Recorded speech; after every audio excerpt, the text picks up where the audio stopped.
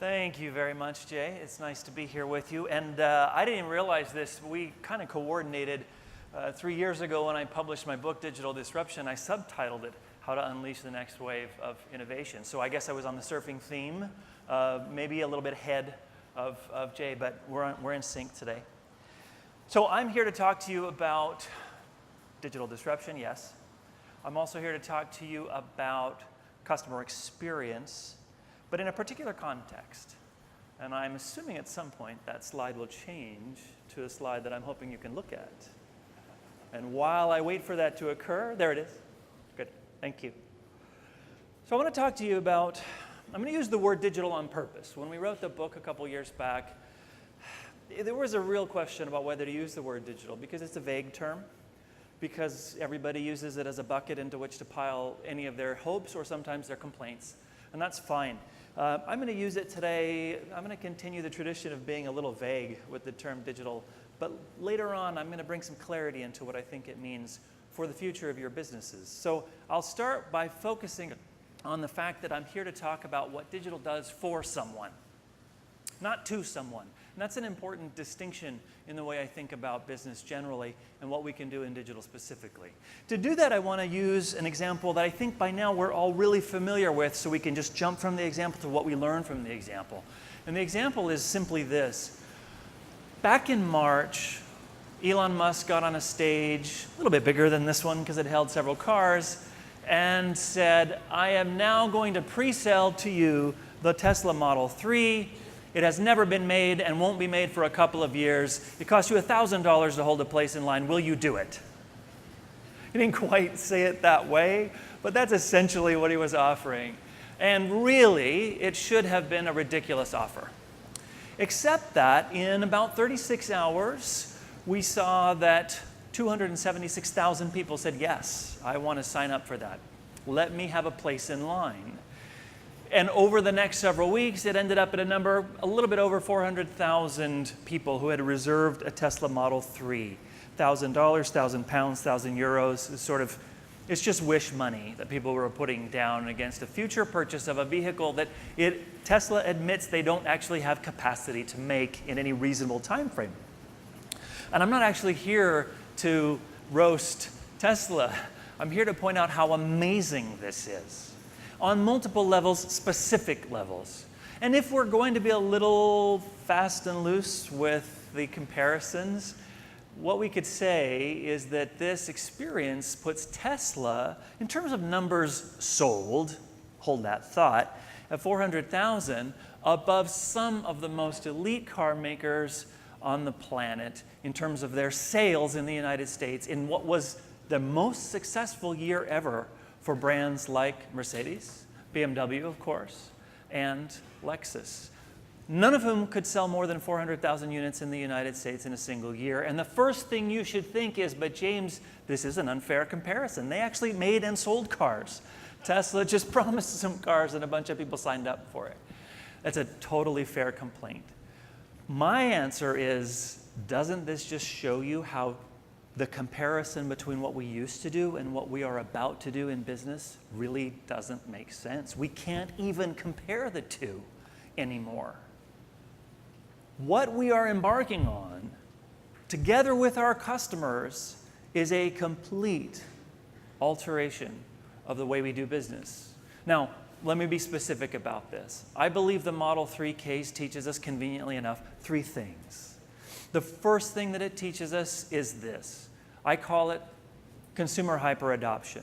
Now, there's a whole bunch of theory behind this and some really interesting neurological insight into the way people think and make decisions and the risks that we associate with making new decisions.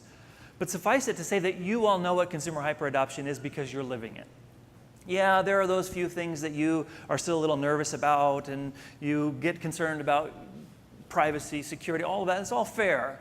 But I guarantee you that you are doing things today that 5 years ago you swore you would never do and you thought no one else would do. And if you don't believe me, go watch Facebook. Consumer hyperadoption has changed literally billions of lives. Whether it is the more than billion people a day that use Facebook, as I just said, or the billion-plus people who have Android devices around the world, the billion-plus people in a month who use WhatsApp, there it is, or whatever's going to happen next. The billion-member club is growing and growing and growing, and I just spent 10 days in India, where while I was there, I was able to confidently tell them that the billion-member club used to be very exclusive. Only 3 things in history achieved it. They were China, India, and the Catholic Church, none of which were particularly easy or quick to develop and deploy. And these things all, in roughly a decade or less, significantly less, have reached the billion-member club, and we are all part of that experience. So we as consumers are experiencing this, and we are experiencing it at scale, and we want more. So what is a company to do in the face of consumer hyperadoption? Well, a company then engages in digital disruption. The title of my book, yes, but really a concept that you also know because you are either doing it, trying to do it, or planning to do it very soon. To summarize it very briefly, it's simply using technology to reduce the time, cost, and risk associated with giving your customer what they need next. That is digital disruption in a nutshell. And digital disruption is amazing because it causes all kinds of happiness, but also potential pain. In the market that we all live in, we now think of Amazon as a household, and quite literally household, when we talk about Amazon Echo later on, as a household name. 20 years ago, it was not such. In 1997, in Jeff Bezos' first letter to shareholders, which gets reproduced every single year as part of the annual report that Amazon offers to the market, he indicated that they would be a company obsessed with the customer. And where has that brought them? By the way, that's a hyperadoptive customer. He didn't have the phrase, but that's what he was targeting. Where has that led them? Well, in this year's letter to shareholders, Bezos said, "We are happy to accept accolades for being the fastest company ever to reach the 100 billion sales mark." And then almost as an aside, he said, "By the way, there is a division in our company that is growing faster than our overall company has grown, reaching the $10 billion sales mark faster than Amazon itself did." And I think many of you know that that division is Amazon Web Services, which we'll hear about today. Digital disruption, using technology to reduce the time, cost, and risk associated with giving people what they need next. Now, what's happening, of course, is that everyone says, I see the consumer coming, I see that wave of consumer behavior coming. As a company, I am trying my best to prepare in a digitally disruptive way. How do I evaluate whether I'm doing a good job? Our experience is that one of the strongest ways to see whether you are making the connection between consumer hyperadoption and digital disruption comes down to customer experience. Now, customer experience is a term for something that we've been teaching about since 1998 at Forrester. And what it essentially comes down to is not just usability of websites, as people often thought, and now mobile and other digital experiences. It is about the end-to-end journey that you are able to provide to your customer, using technology, of course. Now, the interesting thing about us being in this business for 20 years is that people have been saying to us for most of those 20 years, well, I get that it's nice to give your customers a better experience, but being nice to your customers doesn't pay the rent. Prove to me that this actually will generate bottom line results. I'm proud to say that our team at Forrester did just that. Last year we published a landmark piece of research where we were able to show that revenue growth from 2010 to 2014 was significantly higher for those companies that are customer experience leaders in our customer experience index, or CX index. Leaders beat laggards across industries. Now there's variation depending on the industry that you're in. That actually makes sense, and that's where there's some really interesting things to explore depending on your industry. But the bottom line is this: you will increase your bottom line if you are improving your customer experience. Why? Because to do so, you're going to have to be more of a digital disruptor in service of that consumer who is so ready to hyper-adopt those experiences that you're developing. So it's not just a method, it is a philosophy of connecting your business operations to your consumer or your customer. And that's an important thing to understand. because what we're going to talk about today, about your opportunities to catch the wave, as Jay said it, really requires that you not just implement some customer experience tracking tools and maybe hire a customer experience or even a chief experience officer. Great. No, it's about you actually understanding that at the center of your business is your customer. And this is really important, especially for those of you who are in B2B or B2E roles in the room. Because your customer, even if they aren't using a consumer market app on a Samsung phone to interact with you, they have those expectations that were set by consumer market apps on Samsung phones when they come to you to engage in a B2B environment. When your employees come to you and want to help you help the customer, and yet your systems feel like they were made in, 1999, which might as well have been the Stone Ages, then you're not being digitally disruptive in service of your internal customer who is serving your external customer.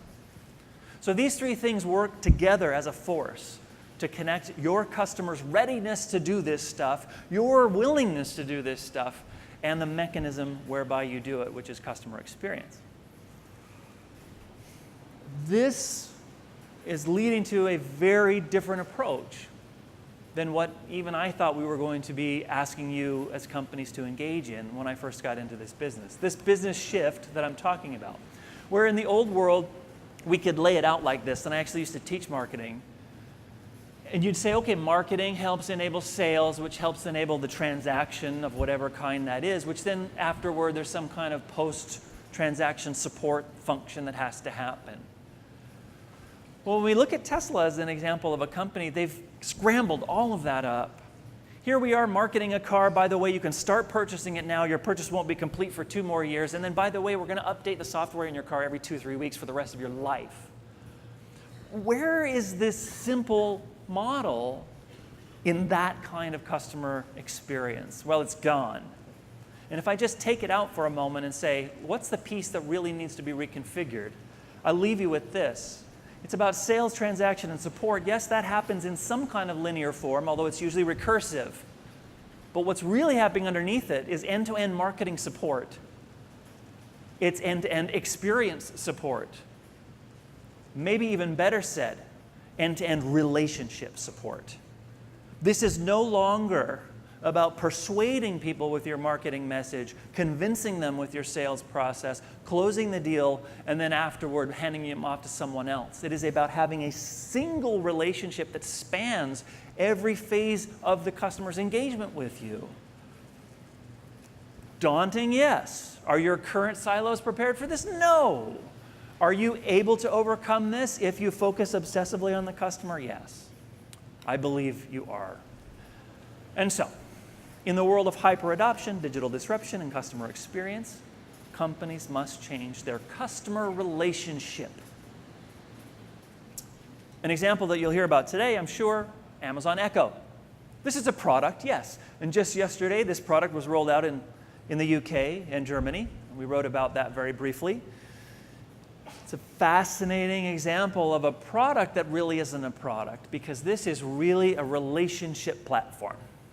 So much so that those of you who have one or have played with one in the past, and by the way, now you can get them in white, it turns out, you know that you ask this thing questions and it answers you in as natural language as possible. Sure, you say things like, oh, play the B-52s. I hope you ask that a lot, by the way. What's the weather? Tell me a joke. I have young children in the home. I've heard every joke Alexa has in her repertoire. More than once, I'm sure. Or how about this? Let's see, I'm Amazon. I want everyone to use Amazon Music, but they're not using Amazon Music, so what should I do? Let them say, Alexa, play the B-52s on Spotify. Well, that's just wrong from a product perspective, isn't it? I would never do that, except it's not a product, it's a relationship. And the more frequently I can get people to engage that relationship, the more successful I will be in the long run.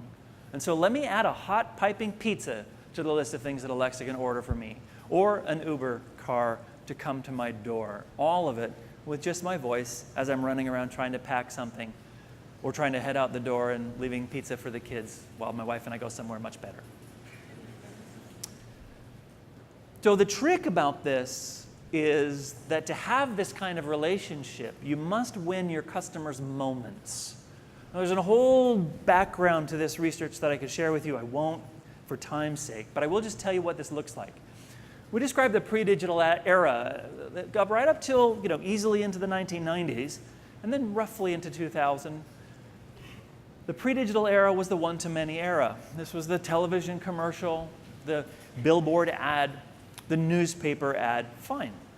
When the web came along, people started to reconceptualize this. They thought, wait a minute, we can now do digital or one-to-one marketing, where we're actually personalizing those emails so that we're connecting to that individual customer. And that's good. And maybe it's actually fair to really call what we've achieved 1 to 1.2 marketing, but that was the intent. Well, I'm here to tell you that's not enough. We are now entering a post-digital era that is about one-to-moment engagement. Where yes, I know you as an individual customer, but I need to know more about you. I need to know where you are in your journey with my product, where you have been historically, who you are, what you prefer, what you want next, so that I can anticipate what you want in this particular moment. That's being post-digital. So rather than me trying to define what digital means, as I hinted up front, I really don't like to do, I'm just going to skip it and say we're going into the post-digital era, where we are now just focused on who are you right now, in this place, with the device you have in your hand, and how could I serve you in that moment. And this is a really valuable way for customer experience professionals to think about how to serve customers. We're trying to teach marketers how to think the same way. We would like everyone in the organization to think about the customer in their moment of need, yes. However, how well those moments convert into a relationship will depend on 3 keys. It doesn't just automatically mean that you're going to have a relationship because you've successfully fulfilled someone's need in a moment. The 3 keys that you have to worry about and try to increase or deepen are first, frequency, second, emotion, and third, convenience. I'll just illustrate very briefly. The success of Amazon Echo is really dependent on increasing frequency by rapidly, repeatedly adding the next thing. Every Friday, who gets this email every Friday? You do. And it tells you what cool new things Alexa will do for you that weekend. And my kids can't wait to see what it is, and they test everything out. The Patron cocktail mixer was not necessarily one that my kids were interested in, gratefully. But they're constantly trying to give you another reason to talk to Alexa on the Amazon Echo. Now, emotions are a more complicated thing to do. But you have to engage emotions by helping people anticipate the satisfaction that they will get from the moment that you will serve them, and then delivering it as quickly as possible. I put Starbucks up here because this is a business where you could choose to abandon your relationship with Starbucks at any moment. There are coffee alternatives everywhere you go. And yet here, Starbucks not only has a relationship with you that allows you to pay for stuff in the store, fine, but then they rapidly realize if we can help you anticipate the next beverage that you will buy from us, because we know what direction you're walking and we know there's a story in between you and where you're going, and we're going to say, pre-order your drink. It will be paid for and waiting for you with your name on it when you get there. That's anticipation and fulfillment in a way that gratifies emotions. So you want to increase frequency and you want to deepen emotion, and one of the important ways to do that is to promise to do one specific thing very well. Here's your next beverage. Here is that stranger's bedroom you're going to sleep in. I know that sounds weird, but millions of people do it. And then make it as absolutely, even I say painfully convenient to do, so that people will want to do it over and over and over. So you can see how the frequency and the emotion and the convenience intertwine to give you the kind of experience, to give them the kind of experience that will bring them back for more, allowing you to then give them the next thing that they really want, and over and over and over. Frequency, emotion, and convenient relationships mean digital is really just a fancy word for being ready to serve the customer's moment, wherever, whenever. You can't do it without the tech. You can't do it without the tech that's in between you and the customer. You can't do it without the tech that's in the data behind the scenes. That is what digital really represents. But here's the interesting twist as we go into a post-digital era. Interfaces will become more natural. Digital will actually fade to the background as human comes to the fore. I'm particularly excited about the session that you'll have today on natural language. The ability, I've been working with several of our clients behind the scenes on some rather amazing natural language implementations that allow them to really get to what it is you want very quickly and then fulfill that moment of need in a completely conversational way. We've just published some reports on these things that lead to, first, you have your messaging platforms that give you the opportunity to engage in these kind of conversations in a fairly lightweight environment, but with billions of potential customers. And then it moves very quickly to the topic of intelligent agents. A report actually just came out a week ago on this very topic from one of my colleagues, Jennifer Wise. Outstanding report in helping you think through what will it be like to be basically an advisor, an assistant, a coach, a consultant to your customer sitting in their pocket or in their earpiece or in a speaker tower in the dining room or anywhere else in the house that you happen to. Because you can get, by the way, the Echo Dot now in 12-pack. I hope you all get that eventually. All right. The last thing here. Serving people in their moments means you have to anticipate the meaning of the moment. This is where I'm getting a little, not quite metaphysical, but hang out with me for a moment. If you understand that your customer has a need in a particular moment and you fulfill it very cleanly and without maybe fully contextualizing the importance of that moment in that person's life, well, good for you, you've solved a problem for them, but you may have missed the chance to connect with them. The neurological pieces that allow a consumer to engage in behavior with this corporation sitting off in the distance somewhere, it's a very, very complex set of tools that we have up here to do that. The more of them you engage simultaneously, the more likely you are to have a customer that will last.